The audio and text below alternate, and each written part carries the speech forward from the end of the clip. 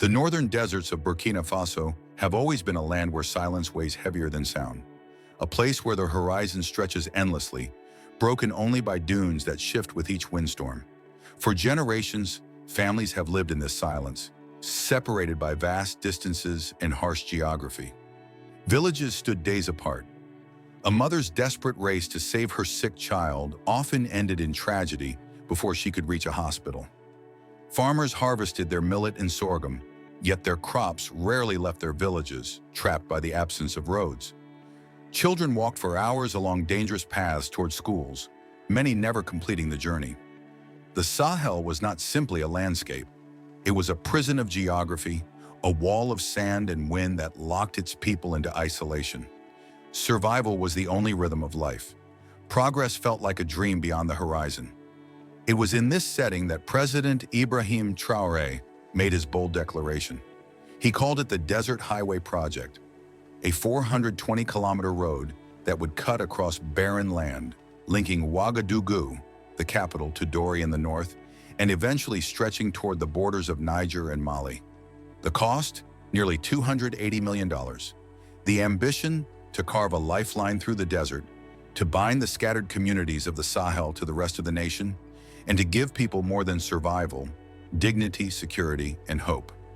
This road, Traoré said firmly, is not only asphalt, it is survival, it is dignity, it is hope. He spoke of mothers who would no longer lose children because medical care was out of reach, of farmers whose produce would finally travel beyond dusty hometown markets, of young people who would earn wages for the first time in their lives, of teachers who would see their classrooms filled because children could reach school safely.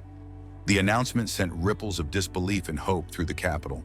Thousands gathered, farmers in their tattered clothes, traders clutching goods, soldiers in their uniforms, students restless with anticipation. Some muttered that it was an impossible dream, that no one could lay such a road across the Sahel. Others said it was the first time in years they felt their government had truly spoken to them. The plan was ambitious, 3 phases. The first 150 kilometers funded directly by the state, the second expanded with the help of international partners, the third pushing to the northern borders where trade with Mali and Niger could flourish. Engineers warned of the scale of the challenge. The desert swallows roads, storms bury asphalt overnight, sand and heat tear infrastructure apart. The project would require advanced techniques, relentless maintenance, and tens of thousands of workers. Yet the reward could be immense. 25,000 jobs during construction and the possibility of transforming the economy of the Sahel. The announcement ignited emotions nationwide. In remote villages, elders wept openly, saying they finally felt remembered. Mothers spoke of children lost on long journeys and dared to believe those days might end. Young men and women rushed to enlist in construction brigades, determined to work, determined to be part of something historic. In Ouagadougou, however, intellectuals and critics asked pointed questions. Why spend hundreds of millions on a road while people went hungry, while power outages darkened homes, while hospitals lacked medicine? Economists warned the project could run far over budget, dragging the nation deeper into debt. Opposition leaders accused Traoré of chasing symbolic legacy instead of solving urgent crises. But symbolism mattered. For decades, the Sahel had been defined by violence, insurgency, and despair. Now a young president declared that a road could be a shield against hopelessness. Commentators across Africa compared Traoré to Thomas Sankara, the revolutionary leader who once insisted that bold vision and self-reliance were the path to sovereignty. Whether fair or not, the comparison ignited imagination. The project drew attention across Africa. Leaders in Mali and Niger spoke of connecting their road networks. The African Union praised the idea as part of its broader dream of continental integration. African media hailed it as one of the most daring projects in West Africa in years. But in Europe and America, analysts were cautious. They warned of debt traps, corruption, and mismanagement. Russia and China quickly offered help, seeing opportunity to deepen their presence in the Sahel.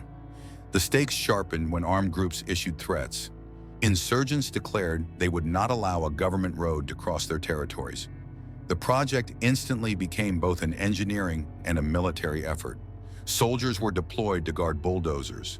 Images spread of young men in fatigues standing under a burning sun, rifles on their shoulders, beside machines carving into the desert. Journalists called it a battle between progress and insurgency. Pride surged among many Burkinabe. They saw the project as defiance against despair, but fear spread too. Was this courage or was it recklessness? Could a fragile nation withstand the costs and the violence? Still, workers pressed on. Many said they would rather risk their lives building a road than sit idle in poverty. When the first 50 kilometers were completed, the inauguration became a national spectacle. Villagers lined the fresh asphalt. They touched it, some crying, some singing, some praying. They called it the Road of Hope. The images spread across Africa, stirring debates from Accra to Nairobi. Was Burkina Faso charting a new path of resilience? Or was it walking into a trap of debt and conflict? As construction advanced, life began to shift. Trucks carried food and supplies more quickly.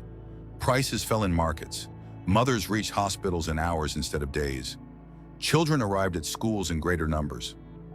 New markets emerged along the roadside where villagers sold food, crafts, and water to travelers. Young men and women returned from the capital, drawn by the opportunities sprouting from the road. Villages once locked in silence buzzed with new energy, but challenges remained. Rumors of corruption surfaced. Watchdogs raised questions about contracts. Communities clashed with outsiders over resources. Environmentalists warned the highway might worsen desertification if not managed with care. Opposition leaders argued the government had underestimated the cost by hundreds of millions. The road became not only a project of unity, but a focal point of political battle. Internationally, Burkina Faso's image shifted. Once overlooked, it became the focus of headlines and debate. In Washington, analysts argued whether the highway would stabilize the Sahel or sink Burkina Faso deeper into debt. In Brussels, leaders worried about transparency and sustainability. Moscow and Beijing pushed forward, offering support and seeking influence. Across Africa, citizens admired the audacity. Some said Burkina Faso had shown the continent that bold projects were possible. Yet the most powerful change was not in economics or politics, but in psychology. For the first time in decades, the people of Burkina Faso spoke with pride. They said the desert no longer defined them, they would define the desert. Songs were written, poems recited, children repeated the phrase, Road of Hope.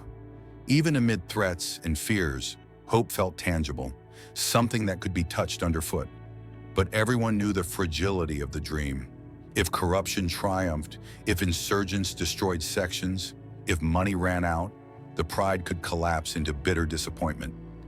Every kilometer laid carried both progress and risk. Every meter of asphalt was both victory and burden. For Ibrahim Traoré, the project is no longer only a road. It is his trial. It is his legacy. If it succeeds, he may be remembered as the president who defied despair and dared to challenge geography itself. If it fails, he risks being remembered as a gambler who staked his nation's fragile future on a road of sand. The desert highway has become something larger than infrastructure. It is a stage upon which Burkina Faso's future identity will be tested. For the people who line its route, it is more than a strip of asphalt.